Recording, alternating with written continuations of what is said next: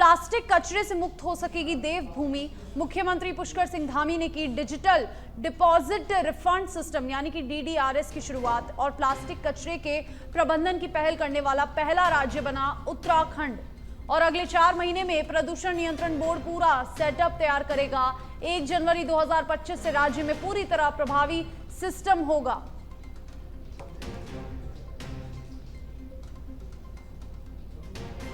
और देखिए, सीएम पुष्कर सिंह धामी ने DDRS की शुरुआत की है। 1 जनवरी 2025 से राज्य में पूरी तरह सिस्टम बन जाएगा और प्रभावी भी हो जाएगा। प्लास्टिक कचरे से मुक्त हो सकेगी देवभूमि और ऐसा सिस्टम लागू करने वाला पहला राज्य बना उत्तराखंड। महान खिलाड़ी एवं हॉकी के जादूगर पद्म भूषण मेजर ध्यानचंद जी की जयंती पर शत-शत नमन एवं आप सभी को राष्ट्रीय खेल दिवस की हार्दिक शुभकामनाएं। ये ट्वीट किया है, ये एक्सपोस्ट किया है सीएम पुष्कर सिंह धामी ने और लिखा है कि हमारी सरकार खेलों एवं खिलाड़ियों को बढ़ावा देने के लिए निरंतर कार्य कर रही है। देखिए, एक्सपोज दिखा रहे हैं आपको सीएम पुष्कर सिंह धामी का और उन्होंने एक्सपोस्ट करके खेल दिवस के मौके पर खिलाड़ियों को बढ़ावा देने के लिए निरंतर कार्य कर रही सरकार का आश्वासन दिया और लिखा कि महान खिलाड़ी एवं हॉकी के जादूगर पद्म भूषण मेजर ध्यानचंद जी की जयंती पर शत-शत नमन एवं आप सभी को राष्ट्रीय खेल दिवस की शुभकामनाएं।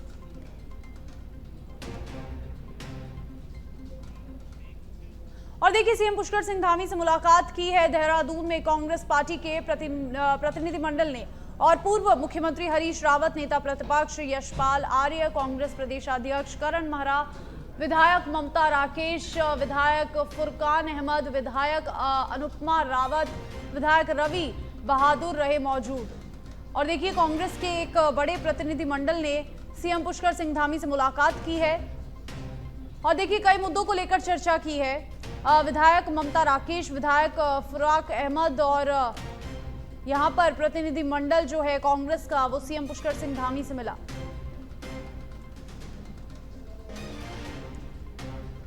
और देखिए, इस दौरान पूर्व मुख्यमंत्री हरीश रावत भी मौजूद रहे और यहां पर पूरे प्रतिनिधि मंडल ने सीएम से मिलकर चर्चा की, बात की और इस प्रतिनिधि मंडल में तमाम विधायक और पूर्व मुख्यमंत्री शामिल थे।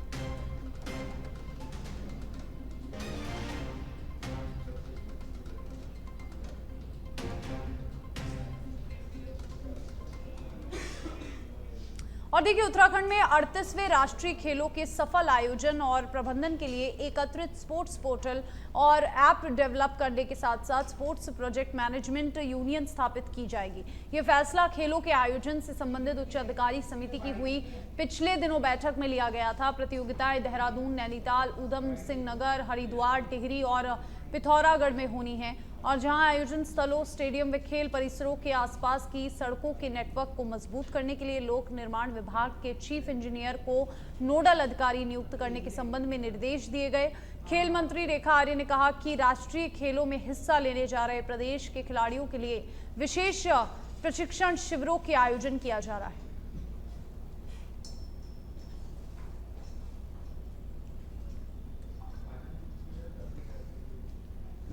राष्ट्रीय खेल हम लोग जो उम्मीद कर रहे हैं कि 15 अक्टूबर से लेकर 15 नवंबर के मध्य में जिसको लेकर विभाग लगातार प्रयासरत है। केंद्रीय खेल मंत्री जी से भी हमने अनुरोध किया है। इसके साथ ही भारतीय ओलंपिक संघ की अध्यक्षा से भी इसका आग्रह किया है कि जल्द से जल्द इसकी तिथि घोषित होते हुए संभावित समय में जो है इसको कराया जाना जो है वह सुनिश्चित किया जाए।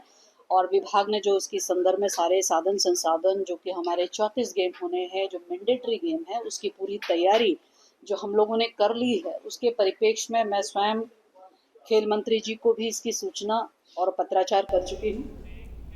और देखिए, बीजेपी के प्रदेश अध्यक्ष महेंद्र भट्ट ने गैरसैंण को लेकर अपना एक बयान जारी किया है। उन्होंने कहा कि गैरसैंण में आज तक जो कुछ भी हुआ है वह भाजपा की सरकार ने ही किया है। आने वाले समय में जो कुछ भी वहां पर होगा वह सिर्फ बीजेपी ही करेगी। जैसे ही महेंद्र भट्ट का ये बयान जारी हुआ उसके बाद कांग्रेस की तरफ से अलग अलग प्रतिक्रियाएं सामने आने लगी। कांग्रेस के वरिष्ठ विधायक प्रीतम सिंह ने कहा, भगवान महेंद्र भट्ट को सद्बुद्धि दे। वहीं अब विपक्ष सवाल खड़े कर रहा है, जिस क्यूआर कोड के माध्यम से मंदिर ट्रस्ट ने आम लोगों से पैसे मांगे हैं अब उत्तराखंड को वापस करने चाहिए। इसी क्रम में कांग्रेस के वरिष्ठ नेता और विधायक प्रीतम सिंह ने कहा कि जिस तरह से आम लोगों से पैसे ट्रस्ट ने केदारनाथ धाम के नाम पर लिए उसे अब प्रदेश को वापस करना चाहिए। समझता हूं कि भारतीय जनता पार्टी के प्रदेश अध्यक्ष को ईश्वर सद्बुद्धि दे और उन्हें ये कहते हुए जरा भी संकोच नहीं हुआ कि गैरसैंण के अंदर जो इंफ्रास्ट्रक्चर खड़ा है उसको खड़ा करने का काम जो है भारतीय जनता पार्टी की सरकार ने किया है। आप सबके सामने है, हाथ कांगन को आरसी क्या, पढ़े लिखे को फारसी क्या। निकाले ना वो रिकॉर्ड जिस के आधार पर जो है गैरसैंण के लिए कब कब धन जो है स्वीकृत किया गया, किसके कार्यकाल में किया गया, किसने उस भव्य भवन को या वहाँ पर जो इंफ्रास्ट्रक्चर खड़ा है उसको खड़ा करने का काम किया। ये तो कोई किसी के कहने से थोड़ी होगा। वो कहते आगे भी हम क्या करेंगे। अगर कुछ करना था भारतीय जनता पार्टी को तो उस समय करते, जब राज्य बना था उस समय अस्थायी राजधानी हमको देते तो आज हम जो है बीच में झूलते हुए नजर नहीं आते। आज हम जो है अस्थायी राजधानी और ग्रीष्मकालीन राजधानी की बात करते हैं, अस्थायी राजधानी की कोई बात ही नहीं करते। और देखिए, उत्तराखंड में इस समय दो बड़े नेताओं के बीच में खूब जुबानी जंग चल रही है और ये दोनों बड़े नेता उत्तराखंड के पूर्व मुख्यमंत्री हरीश रावत और मौजूदा कैबिनेट मंत्री सुबोध उनियाल है। कुछ दिन पहले हरीश रावत ने एक बयान दिया था जिसमें उन्होंने कहा था कि जब वो मुख्यमंत्री थे तो उस समय अगर उनकी सरकार नहीं गिराई जाती तो हम गैरसैंण को स्थायी राजधानी बना देते। हरीश रावत ने कहा कि हमने पूरी तैयारी कर दी थी लेकिन मौजूदा राज्यपाल ने हमारी फाइल रोक दी, साथ ही कुछ विधायकों ने भी पार्टी छोड़ दी और इसी वजह से हम गैरसैंण को स्थायी राजधानी नहीं बना पाए। रावत के इस बयान के बाद उत्तराखंड के कैबिनेट मंत्री हरीश रावत जब सीएम थे उस समय के कांग्रेस विधायक सुबोध उनियाल ने कहा कि हरीश रावत और जो कह रहे हैं वो गलत है। इस समय कांग्रेस की सरकार गिरने के बाद फिर से 7 महीने सरकार चली, तब क्यों नहीं हरीश रावत ने गैरसैंण को स्थायी राजधानी बना दिया। अब हरीश रावत का ये बयान जैसे ही सामने आया तो इस पर एक बार फिर से सुबोध उनियाल ने अपना पलटवार किया है और हरीश रावत के बयान पर उन्होंने कहा कि ये हमेशा देखने के लिए मिलता है कि बढ़ती उम्र का दुष्प्रभाव पड़ता है।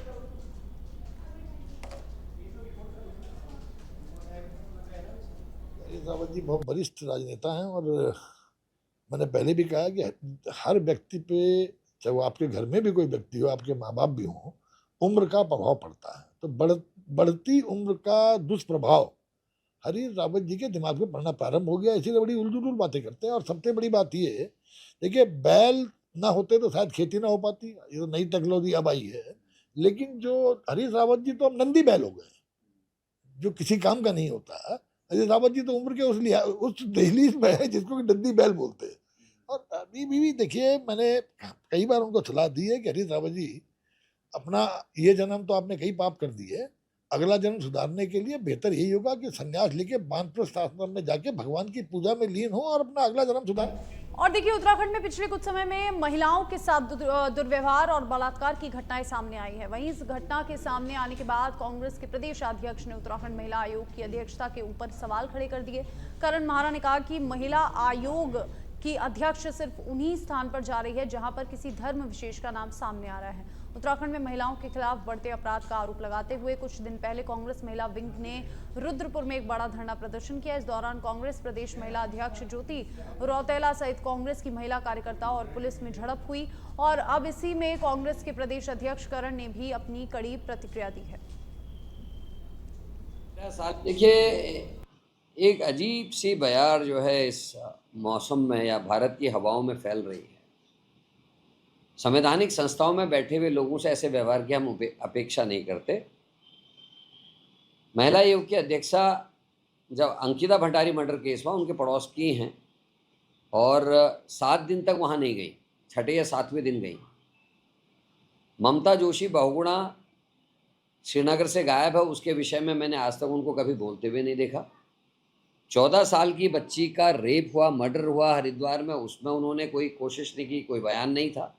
13 साल की एक माइनॉरिटी की बच्ची का बलात्कार ISBT देहरादून में हुआ, उसमें उनका कोई बयान नहीं, वो कहीं नहीं दिखाई दी। नर्स की हत्या होती है रुद्रपुर में, 10 दिन तक वो नहीं जाती, लेकिन 10वें दिन जब पता चलता है किसी मौलवी ने कुछ कर रखा है तो वहाँ वो पहुँच जाती है। मेरा ये मानना है कि संवैधानिक संस्था में वो बैठी हुई हैं, उसके अध्यक्ष हैं, उनको सभी घटनाओं में, चाहे वो उत्तरकाशी की 4 SC/ST की बहनों का बलात्कार हुआ, आज तक न्याय नहीं मिला, इसमें भी उनको मुखरता दिखानी चाहिए थी, इसमें भी उनको पहल करनी चाहिए थी, अंकिता में भी पहल करनी चाहिए थी, हमारी जो ममता जोशी बहुगुणा है उसमें भी पहल करनी चाहिए थी, चाहे दिल्ली का केस है किरण नेगी का, उसमें भी उनको पहल करनी चाहिए थी। और देखिए, गैरसैंण में विधानसभा सत्र के दौरान खानपुर विधायक उमेश कुमार के 500 करोड़ रुपए से सरकार पलटने की बात को अंतिम गंभीर बताते हुए प्रदेश कांग्रेस अध्यक्ष करण महारा ने जांच की मांग की है। करण महारा का कहना है कि इस तरह के विषय लोकतंत्र के लिए गंभीर खतरा पैदा करते हैं। ये इंटेलिजेंस का भी बड़ा फेलियर है। सरकार को इसकी विस्तृत जांच कर दूध का दूध पानी का पानी करना चाहिए।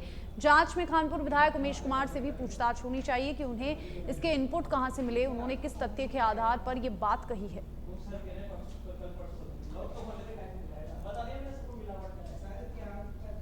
सदन में अगर कोई चीज़ कही जाती है तो ये माना जाता है कि वो सत्य है।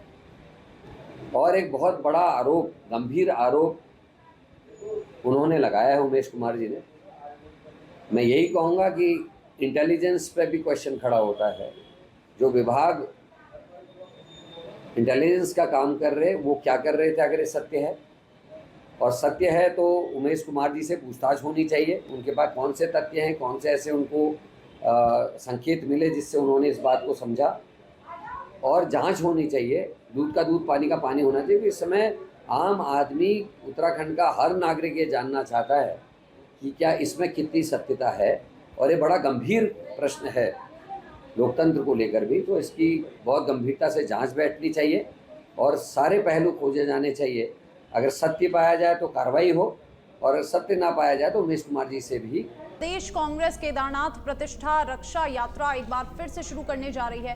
प्रदेश कांग्रेस अध्यक्ष करण महारा का कहना है कि स्थितियां अनुकूल होते ही केदारनाथ रक्षा प्रतिष्ठा यात्रा फिर से शुरू की जाएगी। उन्होंने ये भी कहा कि केदारनाथ मंदिर धाम ट्रस्ट ये मान लिया है कि वह वहां पर मंदिर नहीं बनाएंगे, लेकिन उन्होंने ये जो एक पत्र लिखा है, उसे पत्र का अंतिम 2 पंक्ति सभी सनातन धर्म मानने वालों के लिए एक चैलेंज है।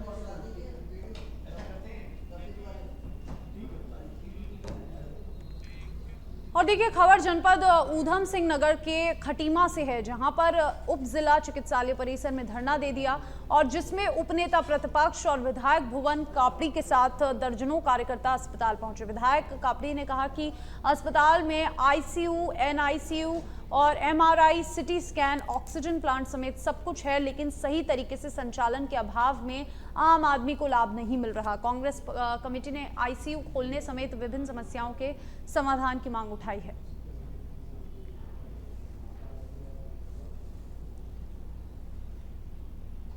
कहना है कि खटीमा 100 बेड का अस्पताल है, जिसकी नींव पंडित नरेंद्र तिवारी जी ने 2002 की कांग्रेस की सरकार में रखी थी। मॉडल में उसके लिए 1 करोड़ रुपए जारी किया था और 100 बेड का अस्पताल यहाँ पर बनने की बात शुरुआत करी थी। और उसके बाद 2012 में कांग्रेस की सरकार में इसका बजट बढ़ाकर 5 करोड़ किया गया और बड़ा अस्पताल बनाकर खड़ा किया हुआ है। और अस्पताल में ICU भी है, NICU भी है, MRI मशीन भी है, सिटी स्कैन की मशीन भी है, ऑक्सीजन प्लांट भी है, लेकिन ना ICU चल रहे हैं, ना NICU चल रहे हैं। सिटी स्कैन की बात करें तो हमारे जो डॉक्टर CMS हैं, उनको 3 दिन के लिए सितारगंज कर दिया, 3 दिन यहाँ। MRI कराने के लिए कोई आता है, जांचें कराने के लिए कोई आता है, तो लैब का हाल ये है कि इतना बड़ा इंफ्रास्ट्रक्चर खड़ा होने के बाद शुगर तक की जांच के लिए वो लोग बाहर भेज देते हैं। लापरवाही बरती जा रही है।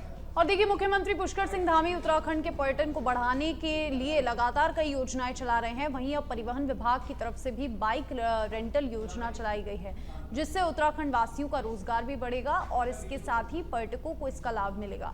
आपको बताते चले कि बाइक रेंटल योजना एक ऐसी योजना है जिसको उत्तराखंड के कोई भी निवासी इसका लाभ ले सकता है। परिवहन अधिकारी शैलेश तिवारी ने बताया कि ये एक ऐसी योजना है, बाइक रेंटल योजना, जिससे परिवहन विभाग से एक लाइसेंस लेना होता है। उत्तराखंड आने वाले पर्यटक अब बाइक रेंटल की सुविधा से उत्तराखंड के पर्यटन स्थलों पर घूम पाएंगे, जिससे कि लाइसेंस धारक उत्तराखंड का वासी हो जाए और उसके पास 5 गाड़ी 2 व्हीलर होना अनिवार्य है और पार्किंग की व्यवस्था भी होना अनिवार्य है।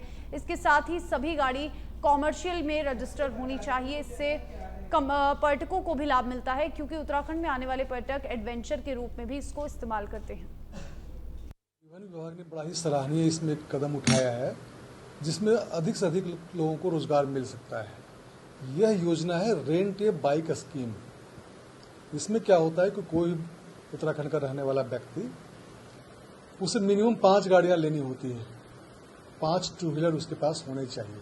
5 से ज़्यादा भी हो सकता है, लेकिन मिनिमम 5 होने चाहिए। और ये कॉमर्शियल गाड़ी रजिस्टर्ड होती है, पीली प्लेट वाली।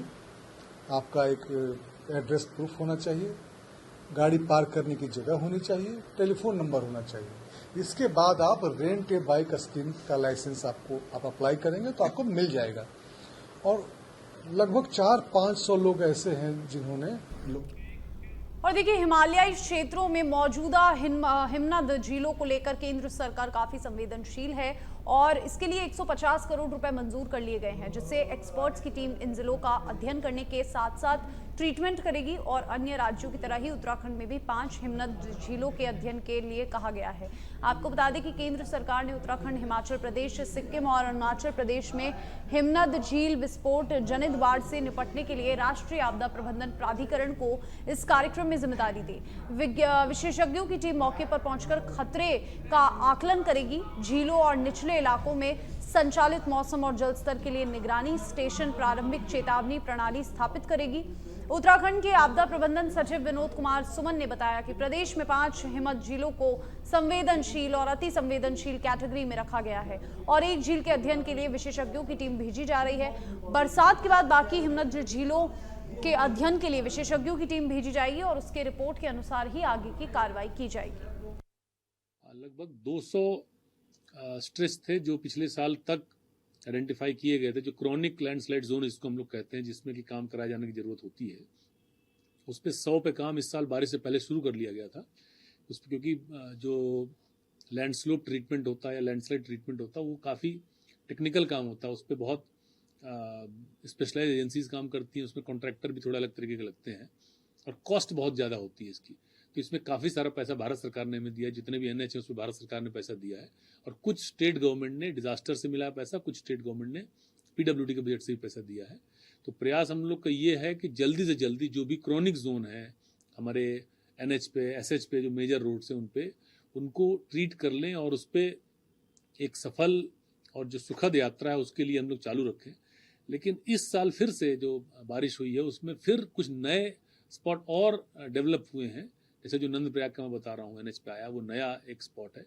इसी तरीके से दूसरे रोड्स पे भी कुछ और देखिए, देहरादून खबर देहरादून से है, जहां पर मुख्य सचिव राधा रतूड़ी ने गढ़वाल मंडल के देहरादून में फूड टेस्टिंग लैब शुरू करने के लिए 2 महीने की डेडलाइन दी है। लैब के लिए पहले ही 13 पदों की स्वीकृति दे दी गई है। उत्तर प्रदेश और उत्तराखंड की सीमा वाले स्थानों पर मिलावटखोरों ने निपटने के लिए प्रदेश की मुख्य सचिव उत्तर प्रदेश के मुख्य सचिव को पत्र लिखेगी, ताकि मिलावटी दूध और खाद्य उत्पादकों की संयुक्त निगरानी हो सके। और मुख्य सचिव ने खाद्य सुरक्षा जिलाधिकारी और ADM को मिलावट से जुड़े वादों के तेजी से निपटने के निर्देश दिए। बैठक में बताया गया कि देहरादून फूड टेस्टिंग लैब के लिए केंद्र सरकार को 23 करोड़ का प्रस्ताव भेजा जा चुका है। शुरू में इस लैब की क्षमता 5000 नमूना जांच होगी और CS के रुद्रपुर में ultra modern food testing lab की स्थापना तथा लैब में आधुनिक उपकरण की उपलब्धता के कार्य को जल्द से जल्द पूरा करने के निर्देश दिए।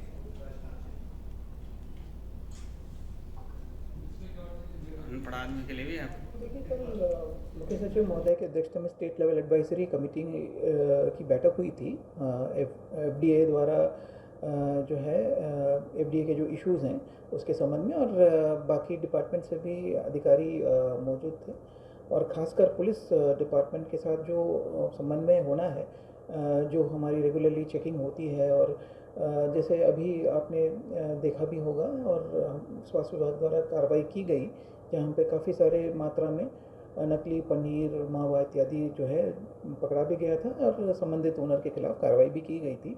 तो समस्त इश्यूज डिस्कस किए गए थे मैडम की अध्यक्षता में और 2-3 बातें बहुत प्रमुखता से आई। एक तो बाकी जो दूसरे स्टेट्स से जो नकली मावा, पनीर वगैरह आ रहा है उन पे कार्रवाई, जिसके लिए मुख्य सचिव महोदया द्वारा और देखिए, उत्तराखंड के पौड़ी में आंगनवाड़ी कार्यकर्ता सेविका मिनी कर्मचारी संगठन ने 10 सूत्रों को लेकर कलेक्ट्रेट का घेराव किया। आंगनवाड़ी कार्यकर्ताओं का कहना है कि उनका मानदेय न्यूनतम मजदूरी को देखते हुए 600 प्रतिदिन के हिसाब से 18,000 रुपए किया जाए। सीनियरिटी के आधार पर 15 वर्ष पूर्ण होने पर सभी का मानदेय बढ़ाया जाए। आंगनबाड़ी कार्यकर्ताओं का सेवानिवृत्त होने पर 10 लाख की धनराशि दी जाए। आंगनबाड़ी कार्यकर्ताओं का सेवानिवृत्त की आयु 60 वर्ष से बढ़ाकर 65 साल की जाए। इसके साथ ही आंगनबाड़ी कार्यकर्ताओं को गोल्ड कार्ड जारी किया जाए।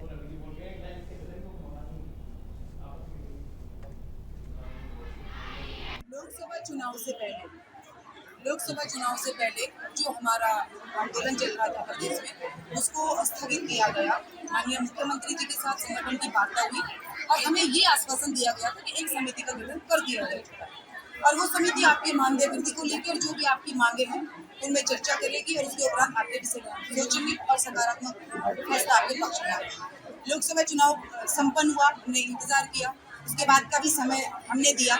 फिर हमें जानकारी मिली कि भाई उत्तराखंड सरकार का गैरसैंण में 3 दिवसीय सत्र है, तो हमने फिर भी इंतजार किया कि सत्र में हमारे पक्ष में कुछ रखा जाएगा, हमारा मुद्दा रखा जाएगा, उसमें हमारी बात रखी जाएगी। लेकिन जब उसमें भी हमारे विषय में कुछ नहीं रखा गया है तो मजबूरन हमें आज प्रदेश के 13 जनपदों में, प्रदेश कार्यकारिणी से जो आदेश हुआ था 13 जनपदों में आज हमारा फिर 10 सूत्रीय वही पुराना जो मांग पत्र है माननीय मुख्यमंत्री जी को जिलाधिकारी महोदय जी के माध्यम से जा रहा है और इन मांगों को हम आज जो देंगे 10 दिन का समय हम सरकारों को दे रहे हैं कि इस पे वो संगठन के साथ वार्ता के लिए बुला के सकारात्मक जवाब अगर हमें नहीं मिलता है तो पुनः। और देखिए, देहरादून में राजस्व परिषद उत्तराखंड में एक सीनियर अधिवक्ता से मारपीट का मामला सामने आया, जिसको लेकर अधिवक्ताओं ने मिलकर एसएसपी देहरादून को मामले की शिकायत की और उचित कार्रवाई की मांग की। और मामले के संबंध में बताते हुए बार एसोसिएशन देहरादून के सचिव राजवीर सिंह विशिष्ट ने कहा कि सीनियर अधिवक्ता प्रद्युमन गर्ग पर विपक्षी अधिवक्ता के साथ आए कुछ लोगों ने मारपीट करने की कोशिश की। इसके साथ संबंध में एसएसपी देहरादून को शिकायत करते हुए मामले में कार्रवाई की मांग को लेकर इसको राजस्व कोर्ट में 1 दिन की हड़ताल पर रखा गया।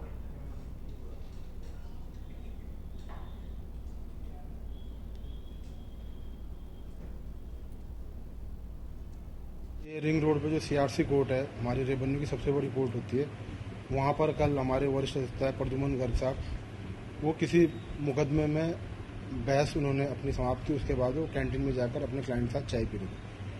उसी मुकदमे में जो डिफेंडेंट पार्टी है वो खुद एडवोकेट है और उस मुकदमे में पक्षकार भी स्वयं है। तो वो कुछ अन्य लोगों के साथ लेकर वहाँ पर आए थे कैंटीन में, लगभग 2 गाड़ियों में भर के वो लोग आए थे। बताया जा रहा है जो दूसरा एडवोकेट है लक्सर का हरपाल सिंह, उसका बेटा भी एडवोकेट है और अपने साथ 10-12 लोगों को लेके आया था और उनके साथ कैंटीन में जाते ही उसने प्रद्युमन गर्ग जी जो हमारे वरिष्ठ एडवोकेट के साथ मारपीट स्टार्ट कर दी। कारण उनका जो इंटेंशन रही है वो शायद मुकदमे से रिलेटेड या उनके पर्सनल जो रही है वो अपने फेवर में चाहते हों, लेकिन प्रद्युमन गर्ग साहब ने जब उस बात का विरोध किया होगा तो उनकी मनचाही चली। मारपीट के साथ साथ जो वीडियो को देखते हुए प्रत्यक्षदर्शी उनका कहना था कि उनको उठा करके वो गाड़ी में ले जाना चाह रहे थे। एक प्रकार से उनको अपहरण करने की योजना बना के आए थे। और देखिए, उत्तराखंड के विकासखंड ताड़ी खेत के दूर दराज बगुना क्षेत्र में पेयजल निगम घीघाखरी खाल रानीखेत द्वारा बनाई जा रही बागुना पेयजल पंपिंग योजना के निर्माण कार्यों में हो रही अनियमितताओं की जांच कराने के लिए अधिकाशी अभियंता पेयजल निगम घीघराखाल रानीखेत द्वारा जांच के आदेश दिए गए हैं। आपको बता दें कि ताड़ीखेत ब्लॉक के बगुना क्षेत्र में लगभग 4 ग्राम पंचायतों के साथ 2 तोक के लिए 3 करोड़ 45 लाख की लागत से बन रही बगुना पेयजल पंपिंग योजना का कार्य चल रहा है। वहीं ग्रामीणों का आरोप है कि ये बन रहे टैंकरों व पेयजल के लिए बन रही बिल्डिंग अनियमितताएं हैं। ठेकेदार द्वारा टैंक बनाने के लिए लोहे के फर्मों की बजाय टीन की चादर का प्रयोग किया जा रहा है। अधिशासी अभियंता हिमांशु वर्मा ने बताया कि इस बारे में ये बताया कि थर्ड पार्टी ने बगुना पेयजल पंपिंग योजना का निरीक्षण किया, जिसमें कुछ अनियमितताएं पाई गई और इस पर अब हमारे द्वारा जांच के निर्देश दिए गए हैं।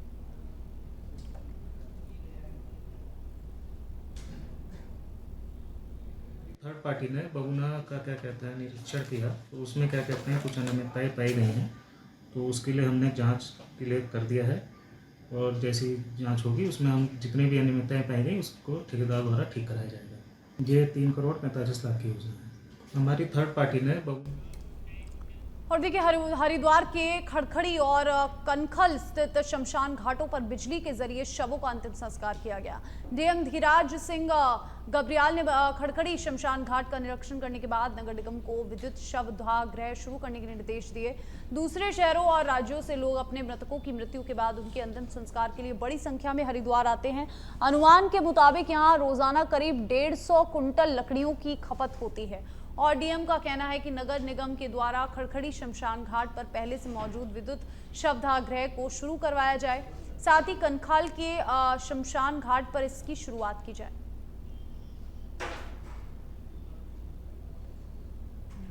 पर डे का अगर हम देखते हैं लगभग 150 से 200 कुंटल के करीब लकड़ी की खपत होती है उसमें, और जैसे पर्यावरण के दृष्टिकोण से भी देखेंगे तो वो अच्छा नहीं है।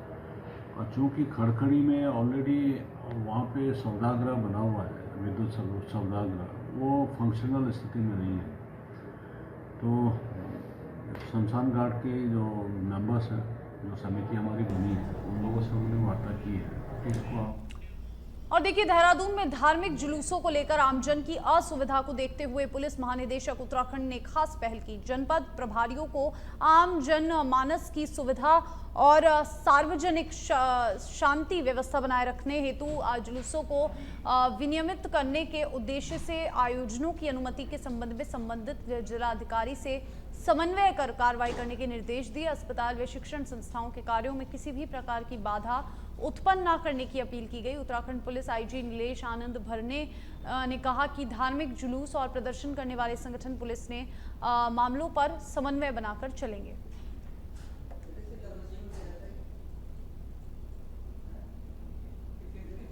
पुलिस महानिदेशक महोदय द्वारा जो धरना जुलूस प्रदर्शन होते हैं, तो इस संबंध में एक विस्तृत निर्देश सभी हमारे एसपी एसएसपी को जारी किए गए हैं और उसमें ये कहा गया है कि धरना प्रदर्शन करने से पहले पूर्व वो किन बातों का ध्यान रखा जाए। सर्वप्रथम तो वो जिलाधिकारियों से अपना समन्वय कर लेंगे। इसके अलावा धरना प्रदर्शन के लिए जो अनुमति दी जाती है, तो ये इसमें देख लिया जाए कि इससे कई शिक्षण संस्थान हो गए, अस्पताल हो गए, ये तो प्रभावित नहीं हो रहे। कई छात्र छात्राओं या मरीज जिनको कहीं असुविधा हो रही है, आम जनमानस को कहीं असुविधा हो रही है यातायात संबंधी। इसके अलावा जो प्रोटेस्ट रूट होता है, जो मार्ग होता है,